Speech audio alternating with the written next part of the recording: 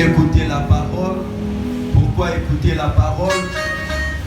Les socles l'absolu, le soubassement, le fondement. Yamayanga Nina Biso. Pourquoi le c'est la parole. Amen. Pourquoi la parole? C'est parce qu'on est en train de parler de la foi. Maman la Likamboeza Tonima pour la 2024. Même si les années antérieures, l'année passée, ça n'a pas tenu. Il y a eu des crocs à jambes, il y a eu des empêchements. Mais le Dieu de notre église, le Dieu de cette vision, a voulu nous rassurer que non, tout est possible pour cette année 2024. Amen. Alors pour cela, nous vous supplions par l'amour d'ensemble la vie, si on peut se mettre debout, tout le monde, sans distinction, si on peut se mettre debout, sans distinction, si on peut se mettre debout, c'est pour recevoir. Sans distinction, si on peut se mettre debout. Nous voulons recevoir maintenant le canal par lequel Dieu veut combler ces vides. Dieu veut nous rassurer encore davantage. Dieu veut nous assurer que 2024 c'est aussi notre année. Amen. Alors pour cela nous invitons les pasteurs que Dieu a réservés comme une bénédiction en faveur de l'église Nabiso, pasteur Ibemba. C'est le nôtre de temps à autre. Lorsqu'il s'approche, tous mettez l'ensemble Nabiso Maboko, tous mettez l'ensemble Maboko Makasi.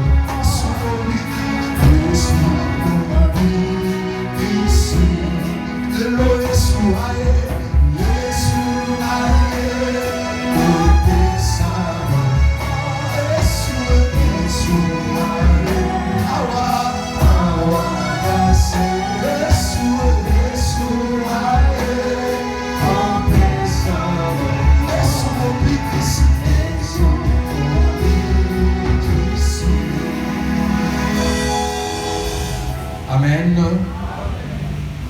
Gloire à Dieu.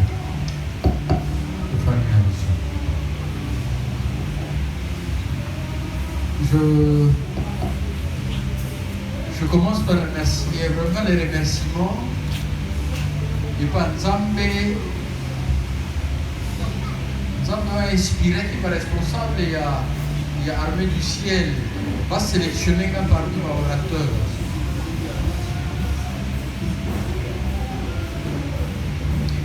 Gloire à Dieu. Papa, pasteur, merci beaucoup. Je vais transmettre les remerciements à Papa Joseph.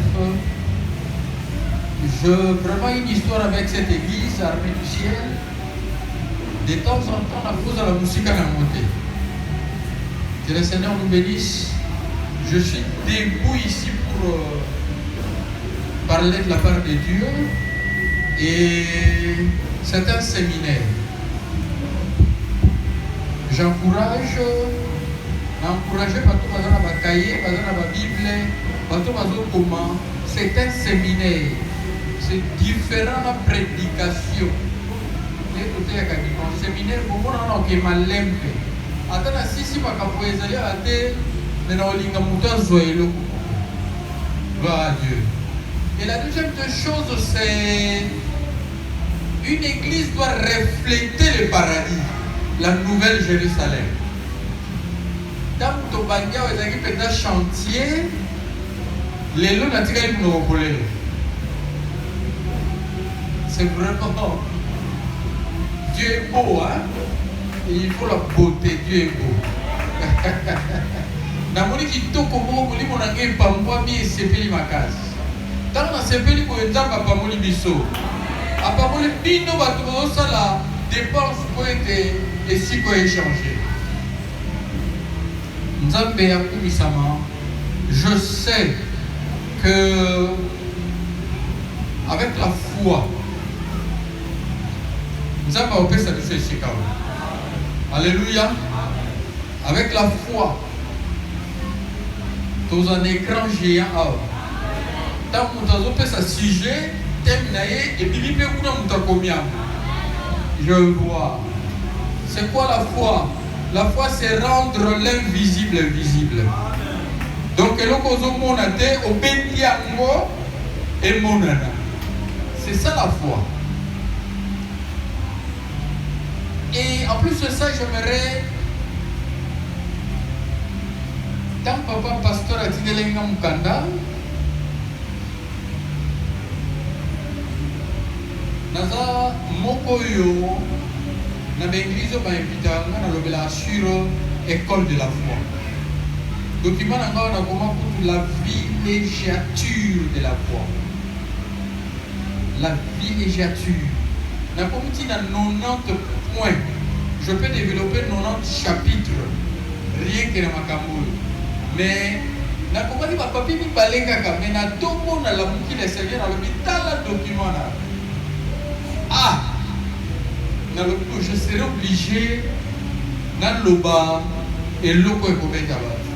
Mais il y a un sujet la foi de Jésus-Christ.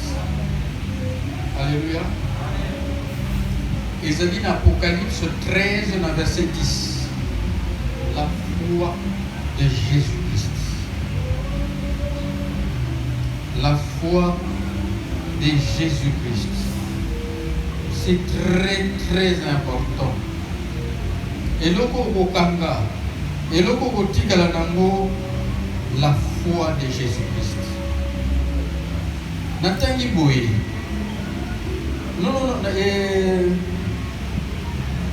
Bon, attends commis Apocalypse 13, le verset 10. Ce n'est pas un problème. Natangi amona. Ici, il n'y a pas la foi de Jésus. Si quelqu'un mène en captivité, il ira en captivité. Si quelqu'un tue par l'épée, il faut qu'il soit tué par l'épée. C'est ici la persévérance et la foi de saint. Monsieur Natangui na 14.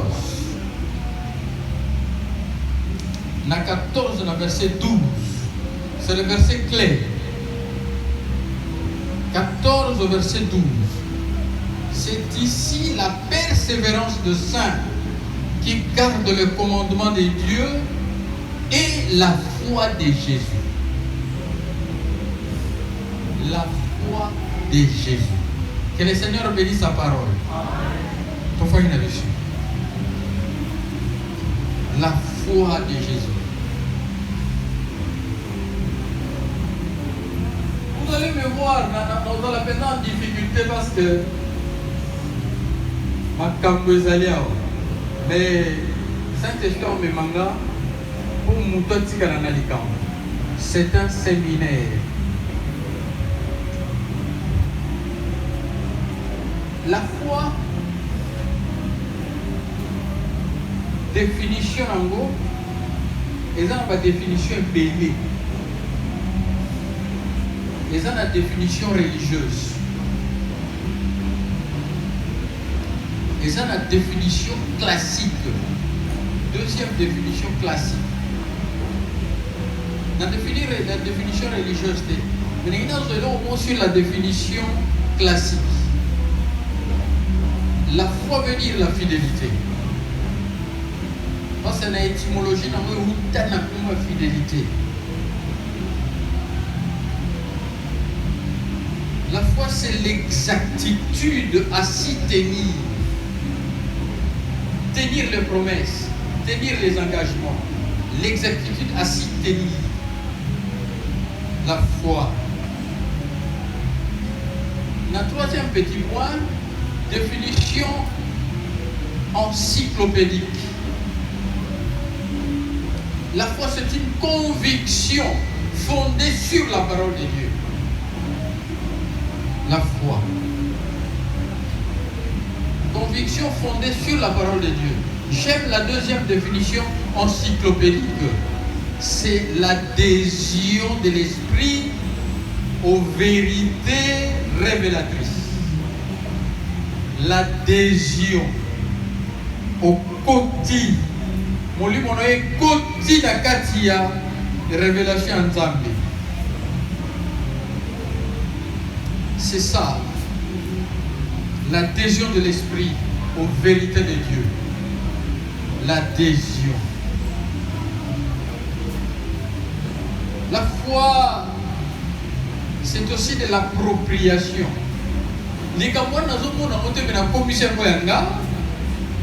L'appropriation. La commission.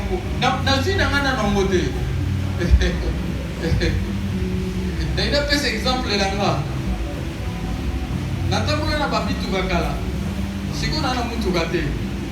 Mais je m'approprie d'une vision. Dans un monde, alléluia. C'est ça la foi. Rendre l'invisible visible. La foi. Définition biblique. Hébreu 11. Pendant la première année. Mais j'aimerais insister, la foi, c'est une ferme assurance sur des choses qu'on espère.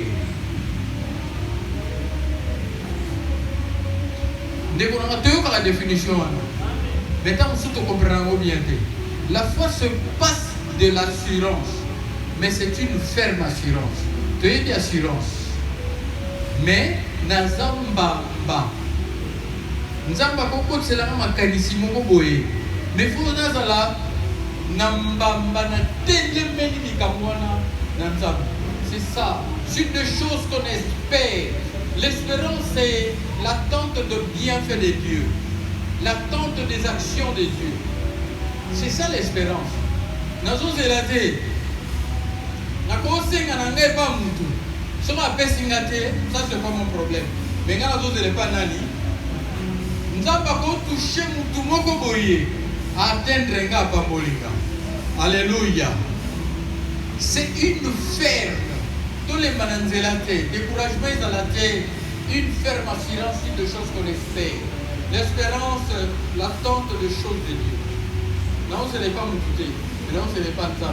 Ça me soit salé les moutons italiens. Moutons n'est pas mon. La foi, c'est une démonstration. Une démonstration, ça veut dire c'est tout ce qui sert de preuve. Des choses qu'on ne voit pas. La foi, c'est un domaine spirituel. Now mon ate, maintenant tu es lié à l'eau. Alléluia. Un grand sujet. Par l'armée du ciel. Nzamba Pamola, Batambouli Sinabiso, pour notre inspiration. La foi, si on a pu expliquer Biso, la foi c'est vraiment le réseau de Jésus. La foi c'est vraiment un pont, un élément de connexion de Christ et les chrétiens. Si vous avez la foi, il n'y a rien. Yesu Nzambe, akokaki asalaka ne ba miracle, akoko fina buto moko. Maintenant, on a sunga bato on va kaka, bonzambe nange bidisio te, mais ni ne osala. Il faut connexion. Il faut la connecter. Il faut que belé tu dois jouer parce que tu dois connecter. Tu dois la foi, tu dois la onimate. Bato belé ba sambe la bazon di mama tambo, o azomona. Ce qui est le corps sur mon yamoto botia na moso foite. Ils sont di maka ka auto monité. C'est par exemple la vie éternelle. Non to moni paradis. Mais tu as la foi to koto kuna. Donc za la kuna. Ce que le corps no sengango, o se zui, o tia li sou foi ne loko wana te. Et pour risquer pengisa yo et même on a idolâtrie. La foi, une démonstration. Il faut que ce soit démontrer que moi j'ai connu un problème samedi, il y a 35 ans, fille Karaboé brusquement. Mais pendant 2013, pendant que la souté, ma famille est belle, ma critiqué. Il y a comme ça, il y a Bindele, Alingaba Kutarana Bakusuté, Yemoko, Papa Leki, oncle Azarolendo, maman Zaro Tumisaya au salé même estomac. Maman, moi j'ai la foi. Un jour le Seigneur va démontrer les contraires de ma campagne, c'est la mission. Namatanga o batu balobi penda, même moi si nanga lobi papa ozana konima. Batu makamoni za lukuta eboye bana nanga banye sona bayo fuka melanga papa tozana na problème na yote boyina lobi maman depuis 2013 2024 11 ans après la foi c'est une ferme assurance. Nako sa maman na lobi maman tozana raison tozana kan nzambe toko changer te toke na kana bango ne ba na kana biso. Alléluia. Na wote ko animer conférence sur Noël. Dans le lobby intellectuel, Noël c'est une fête païenne. C'est une fête païenne. Papa, quand nous allons fêter solstice d'hiver, pour moi, il y a ma vie qui m'a casse. Nous allons faire la fête de ma casse. Mais les chrétiens vont perdre l'église. Ils vont dire, ah, la période où tu perds les chrétiens, ils vont te dire, biso peto la mane ko ba lambaka biso peto melaka te ba melaka ba so bazana ba kene biso so pa bavaria. Est-ce que vous comprenez là? Ba so ba beti ba zododo biso to beti koka munene wana. C'était comme ça petit à petit ba to ndoti kakuna ba ndo ya ofete ya etika la Noël. Ferme silence. Ferme silence. Définition théologique. La définition théologique.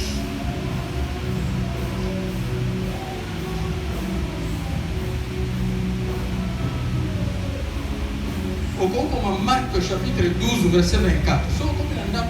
Autant au verset 1. C'est la considération du souhait comme réalisé ou réalisable. Autant la considération du souhait comme réalisé, participe passé ou réalisable. C'est autant dit par passage, on va comprendre. La définition théologique, la foi c'est rendre l'impossible possible. Rien n'est impossible à Dieu. Nzambo yo ndimeli rien est impossible na ye. Soko koti na nzambe wana yo poko ko rendre l'impossible comme possible. Alléluia. La foi c'est rendre l'invisible visible. La foi c'est rendre l'immatériel matériel, physique.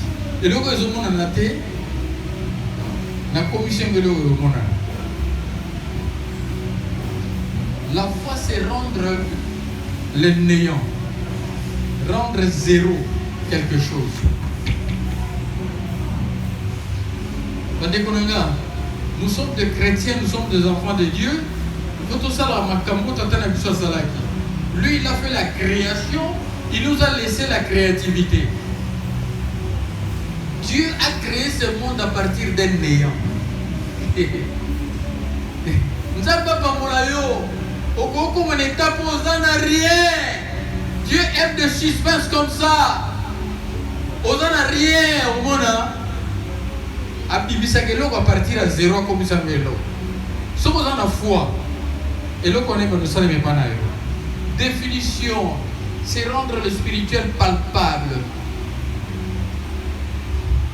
C'est vivre le paradis, la vie éternelle sur terre, dans cette vie. Définition personnelle. c'est quoi? Selon Ésaïe 14, le verset 24.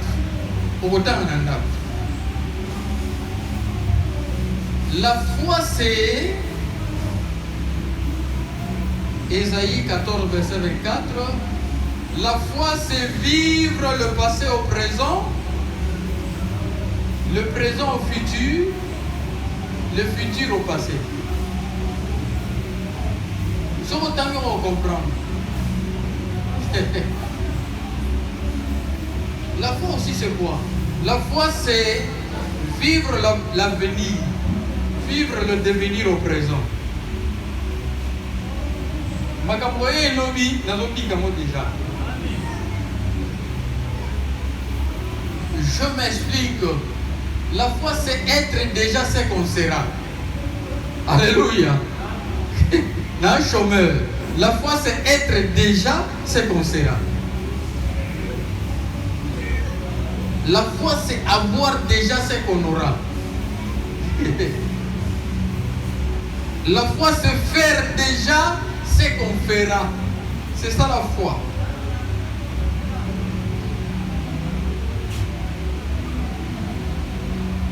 La foi, c'est vivre déjà ce qu'on vivra. C'est ça la foi. Il y a une autre définition, la définition de Christ. Jésus-Christ dans la Bible appelle sa définition à foi. Na komba muke o babengi déjà. Dans Jean 15, le verset 3. Yesu a koloba na ba disciple na ye. Na tango na ba bongola ina motema te po bagi na Saint-Esprit te. Yesu a yebi na ye ke bato na ba bongoli motema te. Mais Jésus a la foi. Alobi na bango boye. Déjà vous êtes purs à cause de la parole que vous entendez. Déjà vous êtes purs. Ah, nous avons pas l'armée du ciel.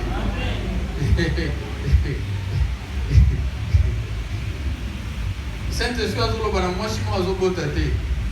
déjà aussi au bout. Alléluia. Même si vous avez la tête déjà. Si pas déclaration, on a déjà aussi au bal. Sans un problème à ma voiture, on n'a pas tout fait. Armée du ciel va bien, on va qu'il y ait un étage, il va qu'il y ait un poteau. Pour pas se faire ça. Sans un problème, viser aussi maté. Et il faut croire. Jésus a dit que païen, le disciple naïe. Déjà vous êtes purs. Le bazar qui pureté. Vie n'a pas eu souka pour ça la passante. Bango ba kokaki pour ça la kondimanate. Mais soit engagé kondimanaye. Alors déjà vous êtes purs à cause de la parole. Définition, ma définition c'est définition physiologique, définition synonymique, synonyme. La foi c'est une soumission de l'esprit de l'homme à l'esprit de Dieu. C'est ça la foi. Parce que la foi est un domaine à esprit. C'est ça la foi. La foi. La foi. Si on a revenir dans la définition personnelle, la foi c'est arriver déjà là où l'on partira. Alléluia. Nous avons un problème, il fallait voyager dans une otanga. Tu vas salir songi. Basali songi balobia okende taza lolendo bazwi siko mwasi nanga balobi non olie mobali nga kende poto mwasi totini en Afrique azwa formation na Zimbabwe mais mokolo mama azongaki na 2023 nayebisi na obinga na okende kaka. La foi c'est arriver déjà là où l'on partira. Nayebisi mama na bio uti Zimbabwe na Afrique ndenge na okende poto. C'est en 2023. En 2010. En 2006. On a compris que tu as songi, tu as foutu, il faut que tu t'en accages. En 2006. Mais balobi nanga ok en 2010. Ah, oh kutu ba komele nga lettre si pas quitté mais na lobi nga ok ne kaka. Arrivé déjà là où on partira. En 2010, nous allons fungwani. Nake otanga.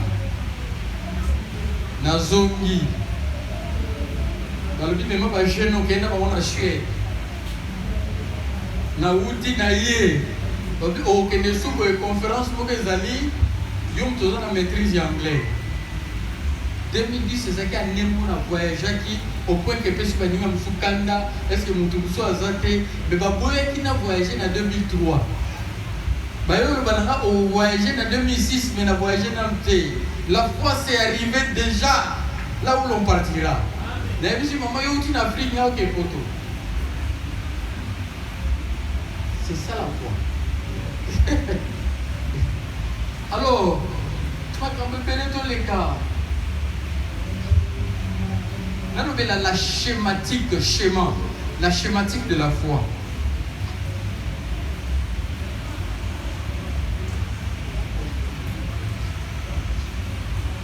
Au commis Romains 10, le verset 17.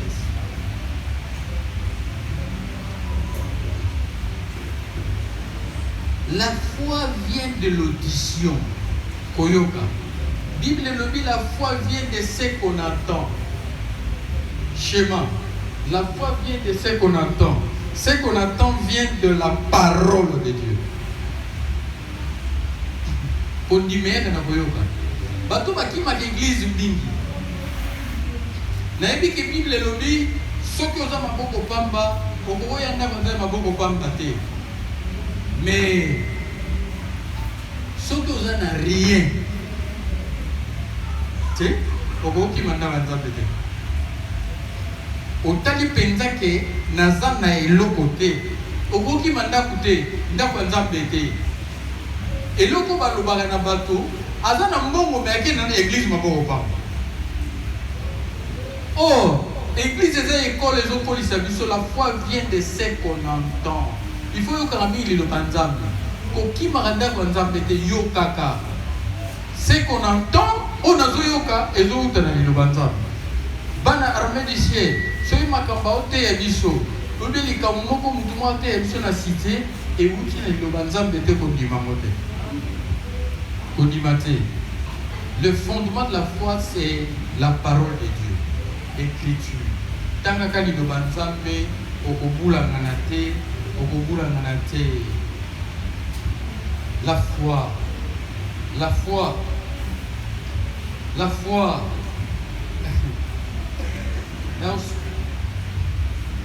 La commune a l'effectif ou bien les effectifs de la foi.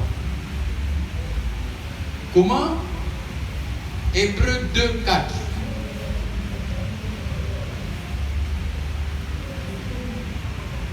Hébreux 2, 4 le dit, le juste vivra par la foi.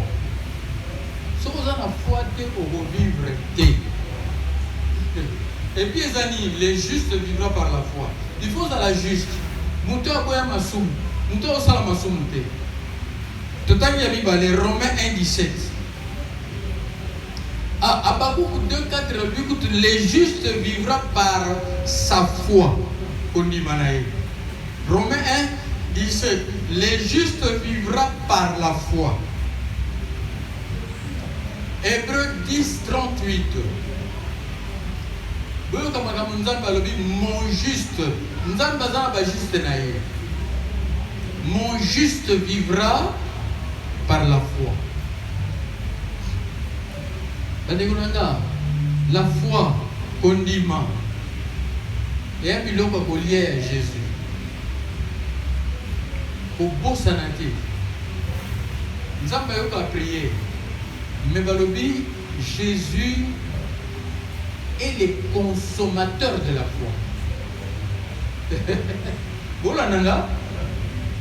Na biloko nyoso sala kawa Yesu aliaka kondima.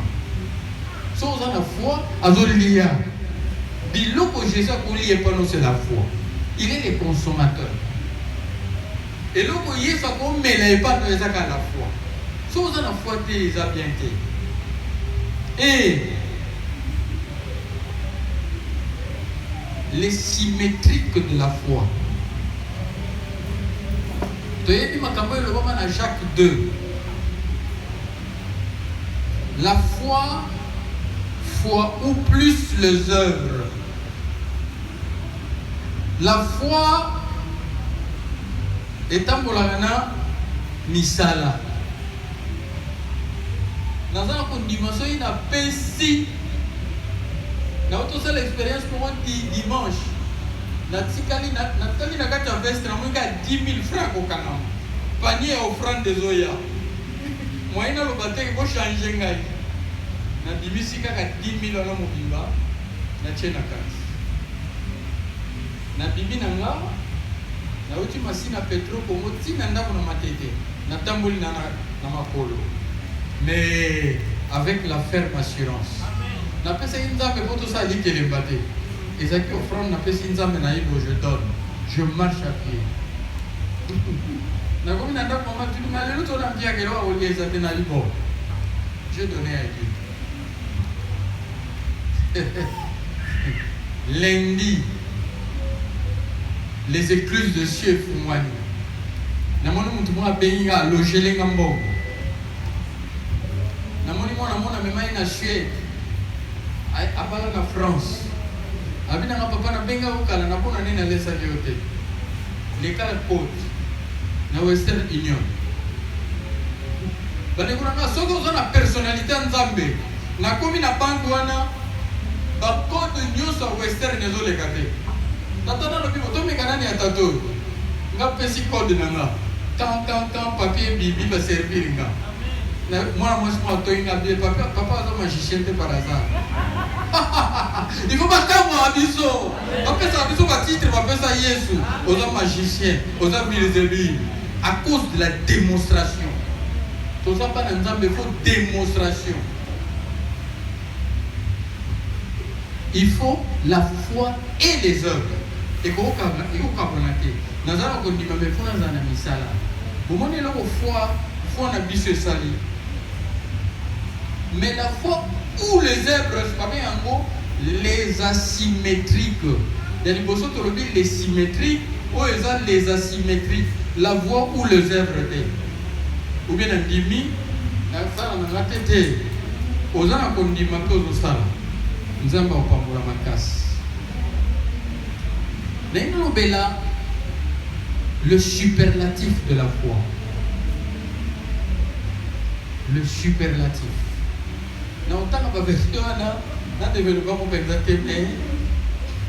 Le superlatif de la foi. Jude chapitre 20 et Jude verset 20 ou le 1, 20 ou bien 20. Pour les verset chapitre 20.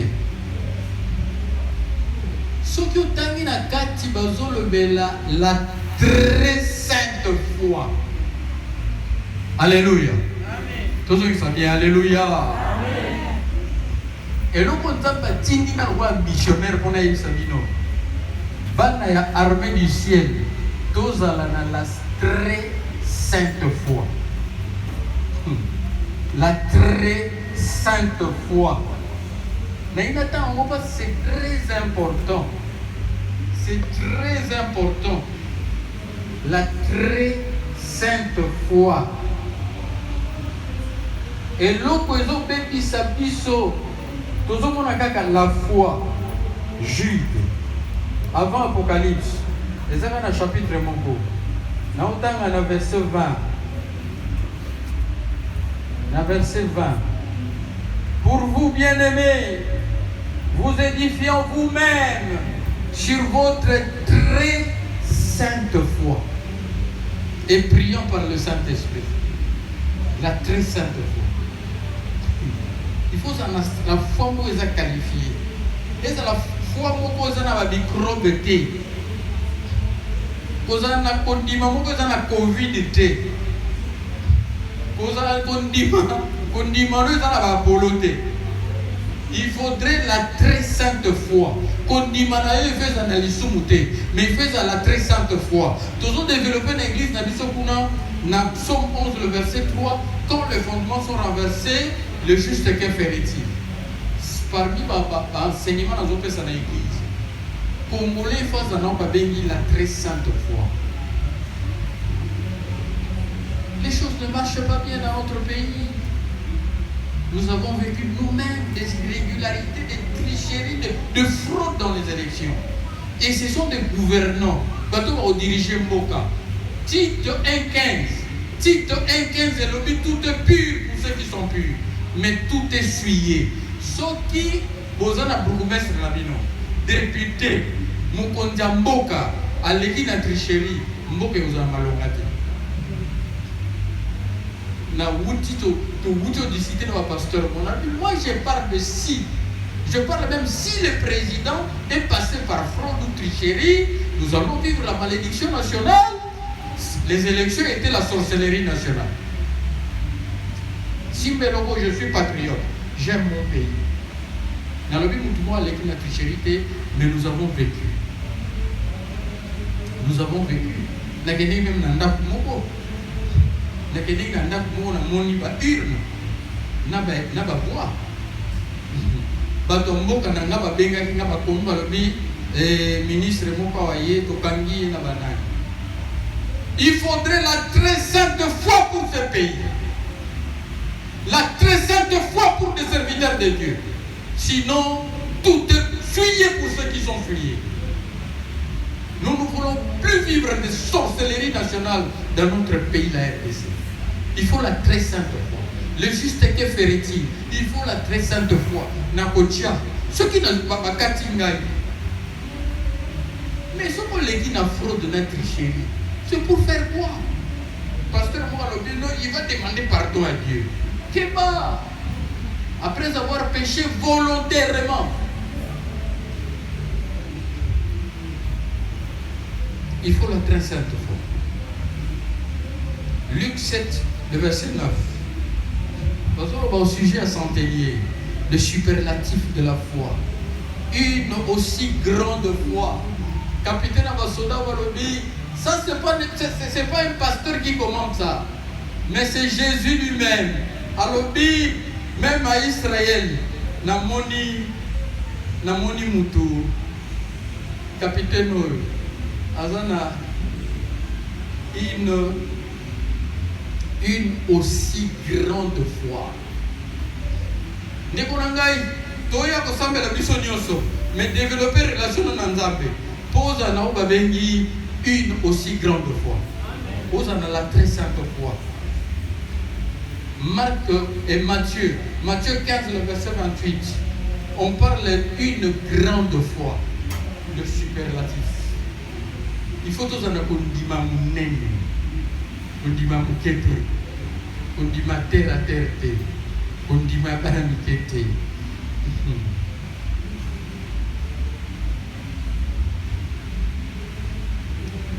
Mais ce que dans la Bible souligne les gars Jude 1, le verset 20.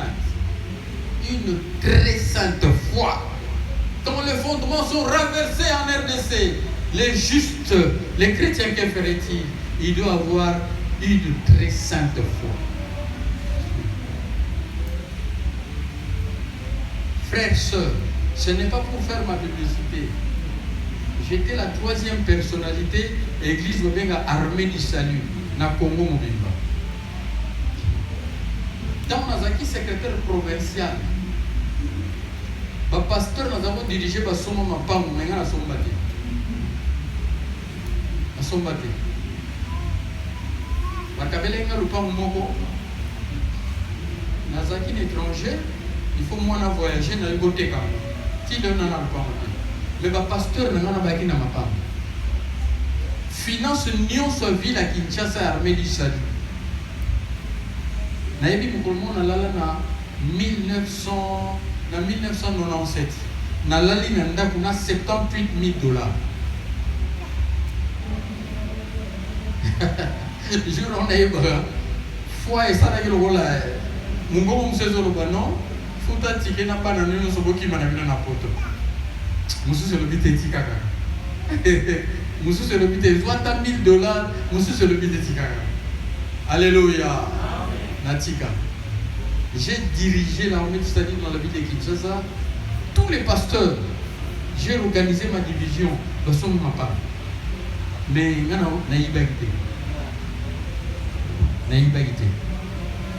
la foi, la très sainte foi. Je crois que comme l'hiver a chuté, je vais parler de les épithètes. La classe de l'école épithète est un adjectif qualificatif.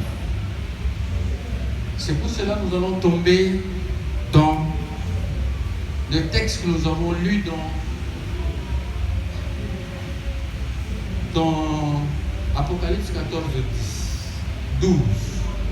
Apocalypse 14, 12. La foi de Jésus. Nalingi totika la souvenir na eloko yo. La foi de Jésus. Tozoye kola. Séminaire Tozoye kola. Ça c'est une très bonne initiative. C'est que j'encourage na armée du ciel. La foi. L'affirmation de la foi. Je parle de la foi de Jésus. Mais il y a une illustration, on va dire l'affirmation de la foi. Je prends les 10 commandements.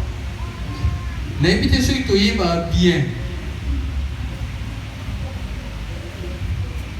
Les 10 commandements,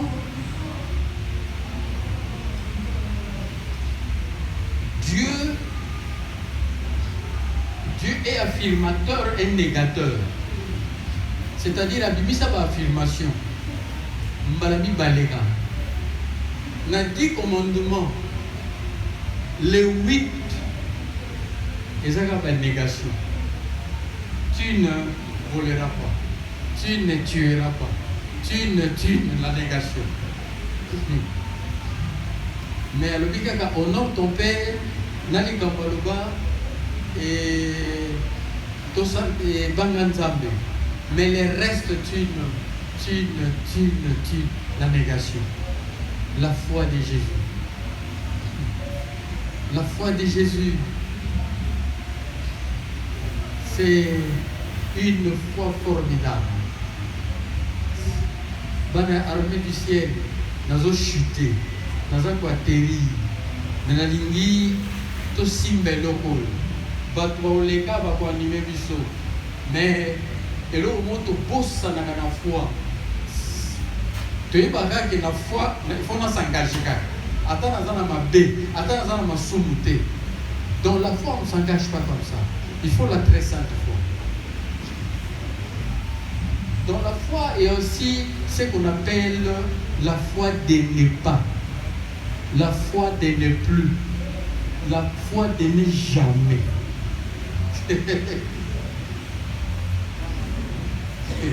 Jésus a eu un temple à coutume de Komoko, de Kouana Sala 38 ans. Azao Bikate.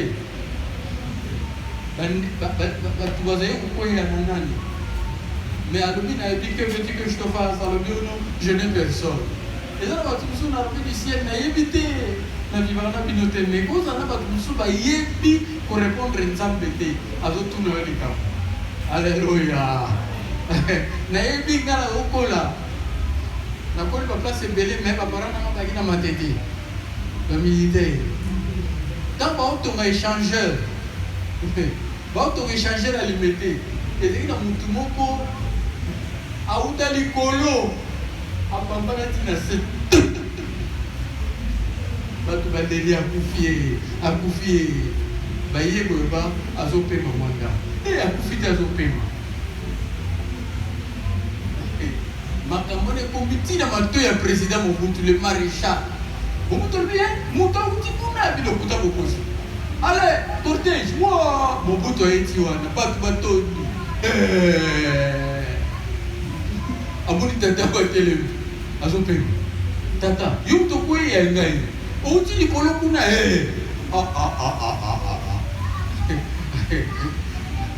alobi de tata olina pesoni tata le biso milanga radio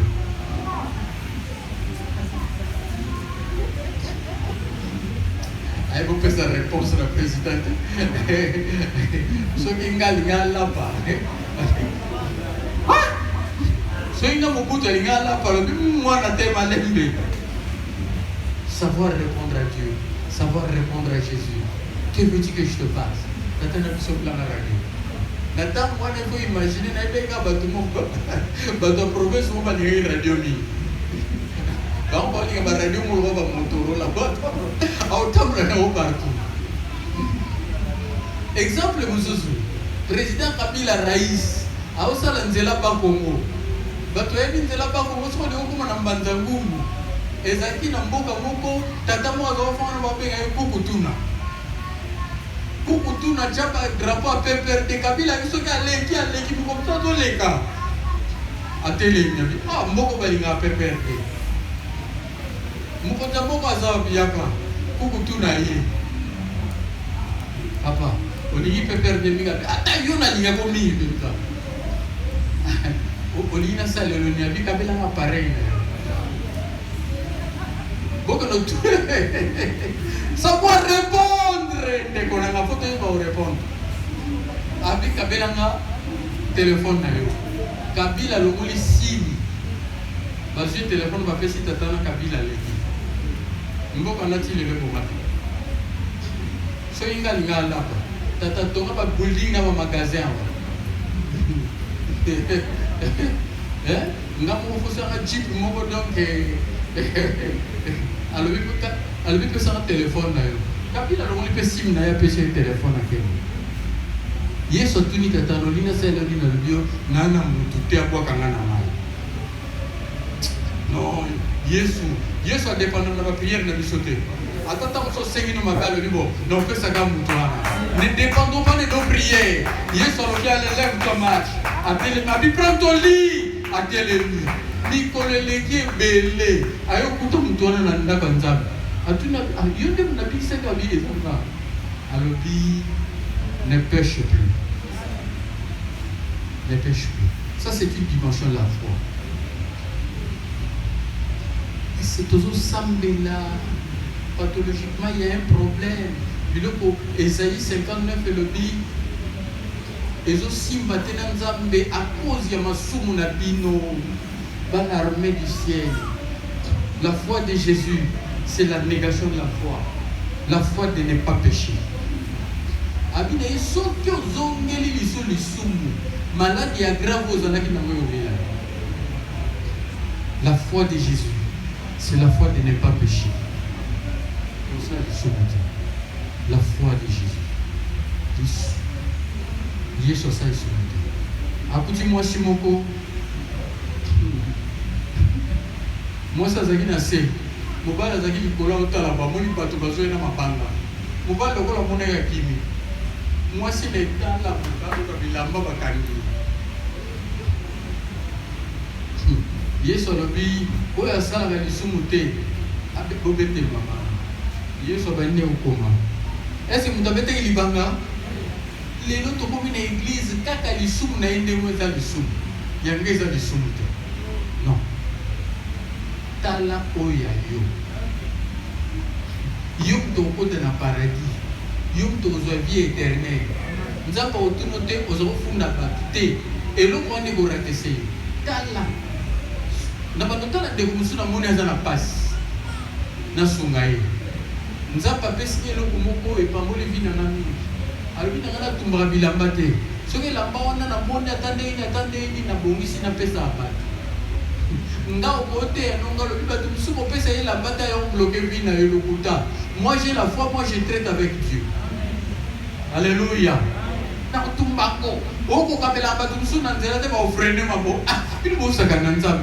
Dieu le créateur. Ne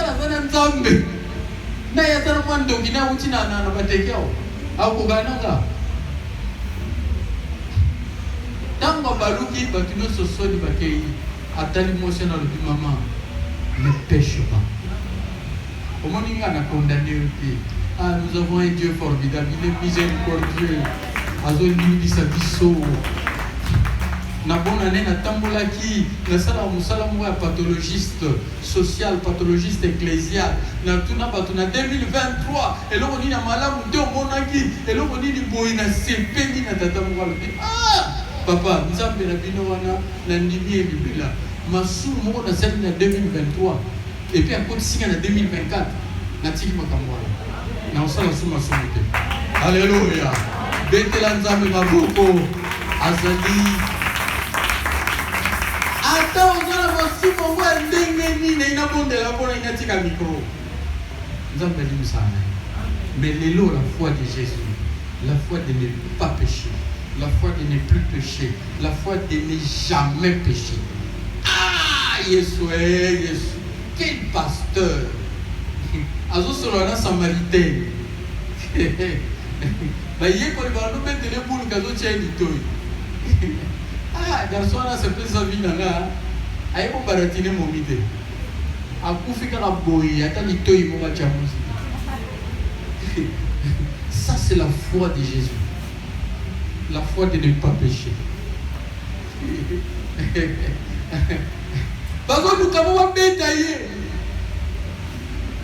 Bible le Jésus se cacha. Avec un bon maman. Yesu aboyi kosala lisumu. So na telemi na obeta mutu mo coup de tête. Ya yekuti oza coup de tête achaka. Ba oni so ba koyi mais Yesu asali lisumu te. Yesu ayiba te. Yesu atonga te. Ah la la la la la la la. La foi de ne pas pécher. La foi de Jésus. Bandeko to sambelawa. To ana rendez-vous na likolo. Si to sala masumu, ata to tongi ndako boye, na likolo to zate. Ngali to tongi bandako boye, to tika pe masumu. To za na ba bengi la foi de Jésus. Jésus a vécu dans l'impeccabilité. Jésus était incapable de mentir. Jésus était incapable de voler. La foi de ne pas pécher. La foi de Jésus. Ndikunanga, nsamba pambola yo. Nsamba pambola yo. Ba orateur ning baleki. Akumisi nzambe. Amusuka olega simana na akumisi nzambe. Menga tininga missionnaire a vie na yo. Atininga pe missionnaire a vie na ngamoko. Nakota na oba bengi la foi de Jésus. La foi de Jésus c'est de ne plus pécher, de ne jamais pécher. Est-ce que c'est possible, mon ministre Nango etikali na utaki na conférence mo bandeko na toki na lobi définition à saint mon santo azali muto asala lisumu te papa c'est au micro papa pasteur papa c'est au micro papa pasteur est-ce qu'un chrétien ne pêche pas na bando tout na nzambe na benga pasteur Joseph na benga Rachidi bo pesa na ba idée ba tunyo so ba tele ba lobi saint ngana lo ba chrétien te na lobi un saint mon santo ni ko lo ba o asala lisumu te. Après mon inspiration nzambe et lobi na ba boy yebisa bango un saint peut pécher mais ne doit pas pécher. Ce n'est pas un devoir. Un saint ne peut au grand jamais pratiquer le péché. Un saint ne peut au grand jamais pratiquer le péché. Peut pécher mais ne doit pas pécher. La foi des saints, la foi de Jésus ne pêche plus, ne pêche pas, ne pêche jamais. Nandeko soto boy lisumu bo mona place e ko muke to bando sala campagne te menza pe mo no sala campagne atinda kawa et donc les gens benga na batu mingi na église o mona mutakoti sikandi bi Yesu sengone salié lobile ba cheli toy et décourager akimina yo mutumu mutu wana kibi likolo na yiko na problème grave na nzambe Mutu ayaki alobi na bandopesa na mbongo na ngande na linge banzabe. Azo lakisa nini azo lakisa mbongo en église. Olia sunga babola na ngande. Ozando kina kindobika. La foi de Jésus. La foi de ne plus pécher.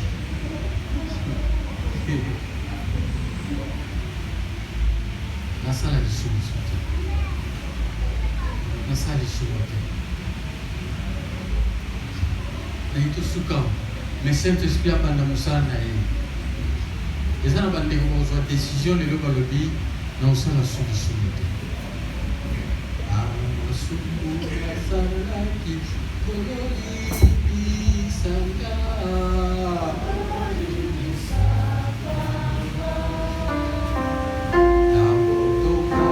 Tonga ki kololi bisanga.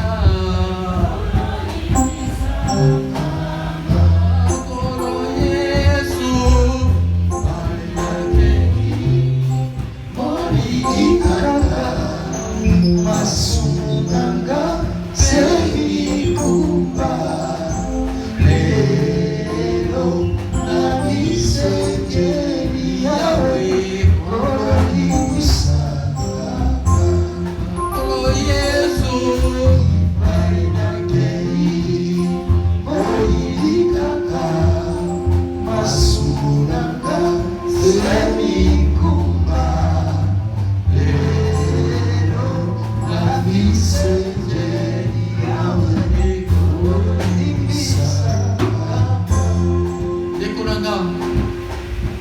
na séminaire tu tuzondela tubondela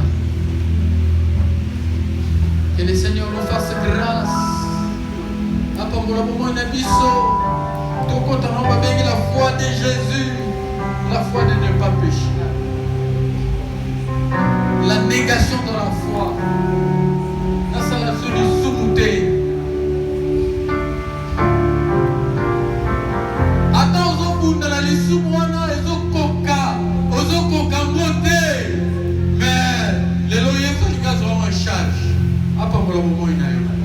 Alléluia.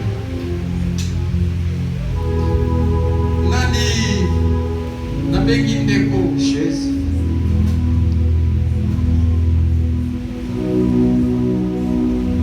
Alléluia. Nana linga monde la bona bomo ina ye. A prier bona bomo ina ye. Alléluia.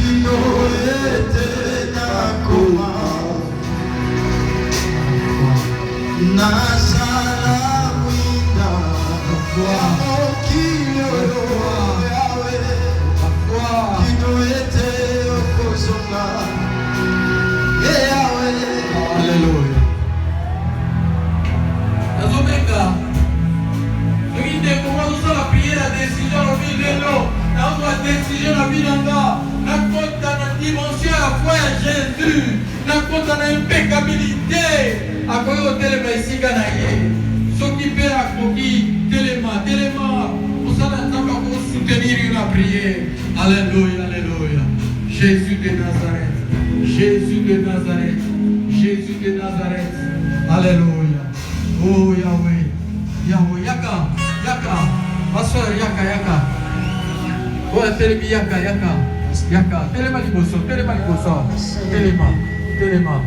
Téléma. Et donc on sent dans les lots, ça va au pambolayo. Ça va au selayo. À selo minene. Bon, bano bondela. Ban kamamis bondela. Kamamis bondela. Alléluia. Cette solennité. C'est quelque chose de Dieu. Seigneur, je te prie pour tes enfants. La bonté, la bonté, la bonté, la bonté, la bonté.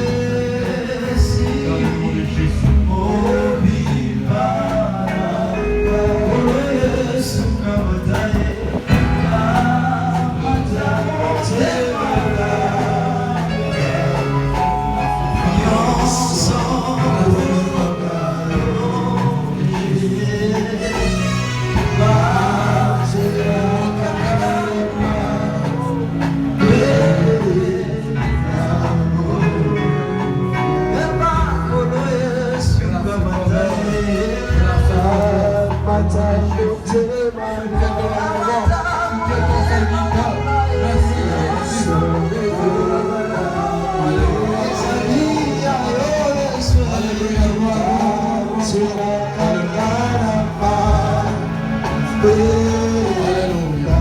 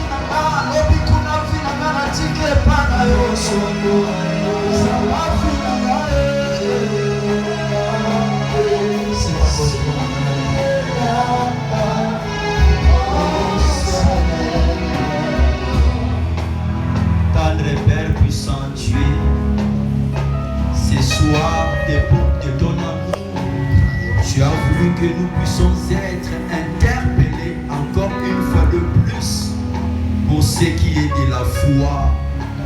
Seigneur, tu viens de le confirmer que Yahweh, sans la foi, il nous est impossible de pouvoir palper, rendre visible Yahweh, ce qui est spirituel. Merci pour la parole. Merci pour les canaux. Et nous les croyons, Seigneur, au regard de cette interpellation. Yahweh, les 11 mois devant nous, notre foi doit être effective. Et c'est là au nom de Jésus. Béni sois-tu pour les restes du temps. Bénis les offrandes. Bénis la reconnaissance à l'endroit de ton serviteur. Bénis les actions de grâce, pourquoi pas les dire. Bénis les partenaires, oh Dieu. Bénis tout ce monde-là qui a des soucis de faire en sorte que cette église soit équipée. Et c'est là dans le nom puissant de Jésus-Christ. Nous nous levons pour s'opposer, Seigneur, à toute contribution injuste, impie, animer, Seigneur, notre Dieu, d'un mauvais esprit. Nous les rendons nuls et sans effet au nom de Jésus. Que ton sang, Yahweh, Boulissa, Makaboba, Santo, Mapesio, Napokalelo, dans le nom puissant de celui qui nous aime et qui nous voit de temps à autre. Ainsi nous t'avons prié. Amen.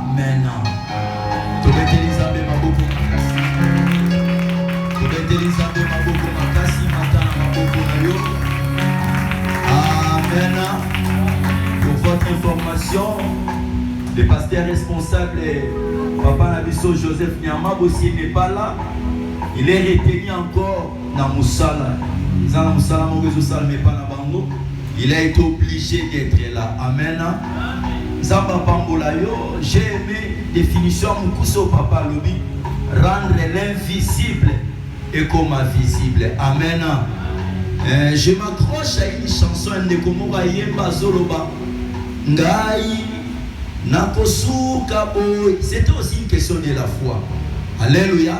Si je regarde ces vidéos, ces clips, lorsqu'il a commencé la musique, par rapport à sa vie d'aujourd'hui, il y a un grand écart. Et bon temps ensemble, alléluia. Alors nous aussi, au sein de notre église, Dieu a voulu que nous puissions changer aussi la manière de réfléchir, voire même de voir des choses. Amen. Aux alara mutu, ya omelara ti so maman wana legi a déficit parce que maman wana legi te bana be ba omelati te. C'est quelle sorte de vie? Polata de comment fatinda kaka. Est-ce que toi-même tu ne peux pas inaugurer une chemise au fungoli vraiment nakata sachet? Et bon temps ensemble, alléluia. La Bible nous dit tout est possible à celui qui fait quoi? Dans 2024, moi je suis en train de voir 2024 et ça le rôle là, comment je peux m'expliquer? Dans 2024, et ça le rôle là, ok, oh il faut la fungola, naïba les contenir nango. Est-ce que je parle au vivant? Or 2024, il y a des mariages. 2024, il y a des voyages. 2024, il y a des visas. 2024, il y a beaucoup de choses. Car en 2024, le mois de janvier, les gens n'ont pas pris l'outaki. Les gens n'ont pas l'ongoué n'a pas $100, qui n'a pas $300. Les gens n'ont pas payé la promotion dans le salaire. Les gens n'ont pas payé mon sima maman. Au solo banini, alléluia. Oh, tu dois croire pour cette année. Tu dois croire pour 2024. Lolenge mwana mwasi anabimisa ki quelque chose na bosimbelamba Yesu yo pe na bondima na obimisa elembo na 2024. Alléluia. Toleki na biso na assistance na biso na mama ensemble. Simba oyo sanango wana 5 000 francs, 10 000 francs, pourquoi pas $5? Oyo bongisaki wana 1000 francs. Au regard il y a l'enseignement, qu'est-ce que toi tu peux donner à Dieu? 500 francs recevés à Boya qui vous soigne na écoute, dit tata mo okuta yo lobate, ti longola 500 francs na mon appel c'est le 500 francs. Ya mon niveau na mon église. Il bota dans Zamba alléluia. Il y a une fois dit atambona na ba billet mo presque 3 dimanches que muto ayeba pesa biso mbongo aya osala nini. On ne se moque pas de Dieu. Amen. Il faut le savoir. Bible zolo bana psaume 50. Zamba zolo basuki nazana nzala na osenge pa na binote. Donc ce que nous donnons et mataralo la dia moi je servir biso na msala ensemble. Alléluia. Alléluia. Zamba pambola yo to telemi na Rangel de Bosso. Awa msala nzambe kwa kene matete s'il peut prendre tout un taxi express. Et suer kaka et keti na porte ndako. Les ala mo plus de $20 Alléluia. C'est bien écrit pour soutenir l'œuvre de Dieu. Zamba Pambola pour l'amour manifeste.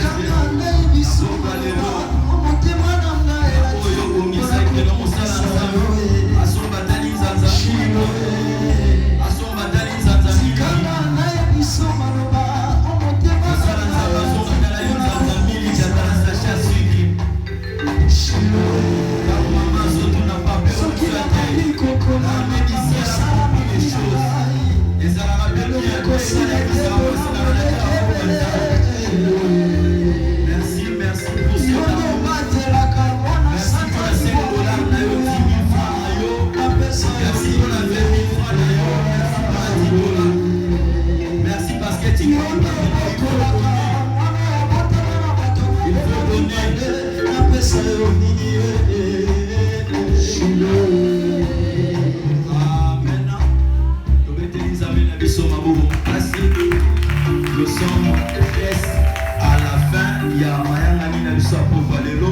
communiquer ça car mon corps yali bosso banani ba invita ki bango banani bazoma ba sur une invitation invitation.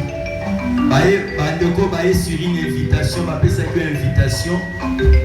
Zamba Bambolo bien-aimé qui encore.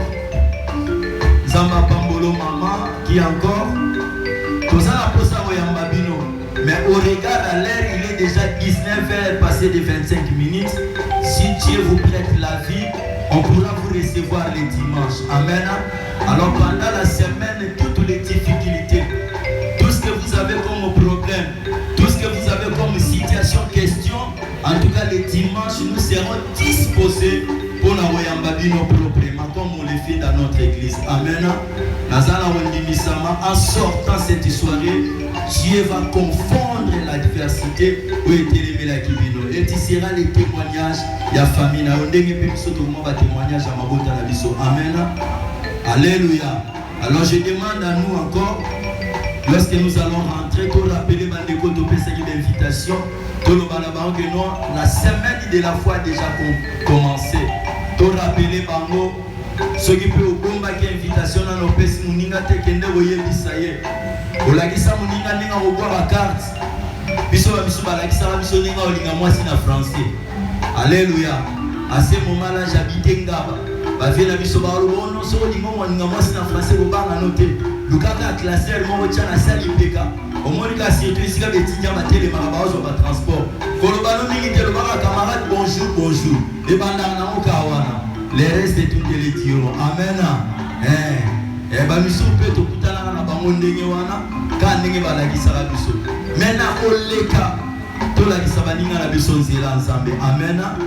Parce que Bible ezoloba ezana lifuta makasi na mutu akolongola mutu na nzela mabe. Dans ce que toi tu fais, tu es en train de créer une fête. C'est-à-dire ba ange ba vandi na 24 vieillards na 4 êtres vivants.